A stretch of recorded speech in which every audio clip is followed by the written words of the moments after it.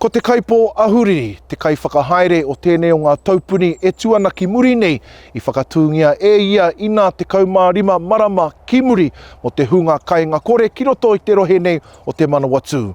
I naenei kua whakawhanake hia e ia i te whenua me ngā kāinga kia hānea nea i tō rātou noho. Ko te whaiake nei ko te roa ngātu o ngā whakamahuki. He hikoi roa te hikoi a tēnei māma toko waru ana tamariki. E whakawhetai ana ia i whai oranga anō ia kia whakatika ai tōna oranga mo tana tamaiti a Rico. I've been here for about 2-3 months. We came here because we were homeless. I have followed my heart to Wellington and it didn't go to plan, and I've got an uncle that lives in Palmy and he had asked for us to go and stay with him. 3 days later he went to work and sent me a message saying that me and my son had to move out. E whā te kaumārua te pakeke a Gibson, kāre tōna raihana hautu waka, i naenei e whai ana ia i tana raihana, ka mutu ke te whai mātauranga ia ki tētahi wānanga ako. In the meantime, I have got onto a course, a land-based training. I'm going for my licence through land-based training, and they came out here and Colonel Kling he got me onto them. E ai ki tēnei uri o Ngāti Kahungunu ki te wairua, ko te kāinga koretanga he whiako e mōhio nei ia. Kāti, ka noho ko te wāhi nei, hei kāinga haumaru mōna. I moved to here from Napier, just toxic living there I suppose for me. And then I had to move out of my mum's place, she lives here too. And I went into two emergency housing places, and one of them I was only left with like $12 a week.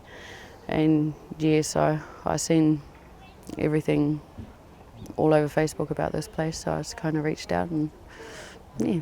Ko tā ahuriri kōrero, i tā kohatia ki a rātou tētahi whare iti, kua huri i naenei hei whare kai, hei piringa whare anō hoki mā rātou. Ko tāna anō, kua kapi ake ngā mahi whakawhanake i tēnei wā, nā runga i te kaha o te ua me te hau. We've got 20 people staying on site at the moment, and we've lowered it down to these numbers. Just had a few things with the council, so we have the council come in tomorrow. Just be little things that hopefully we can rectify and tidy up to continue, but we've stopped bringing permanents on to stay in cabins and houses and whatnot for now, but we still have our 20-foot night shelter that people have used for the last 15 months behind us, so that's still available to anybody that needs the help. Nā runga i ngā take tairo, kua mutu mo te wā nei, te whai te moimoe anui, kia toko maha ake i te hunga kainoho. Engari e mai ana ia, ka whai hua te kaupapa i tōna huitahi me te kaunihera ārohe e kainamu mai nei. Some of it was to do with water, so we've tried to rectify that by a good mate, Mark's come on board and donated us a 4,000 litre drum, as well as a pūtea to fill it twice. So that sort of ticked that box, I guess, for fresh water wise.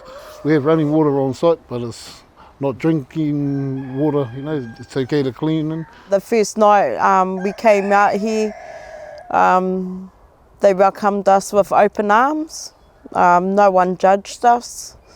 Everyone was so friendly, and to this day we still have that relationship, and everyone on the farm helps us. Mo te wā iti nei, ka arotahi atu te hapuri nei ki te whakapai ake i ngā whare ki runga i te whenua, ngā whare paku, te wai me ngā rori. Tema Hemi, te reo o Te Uru.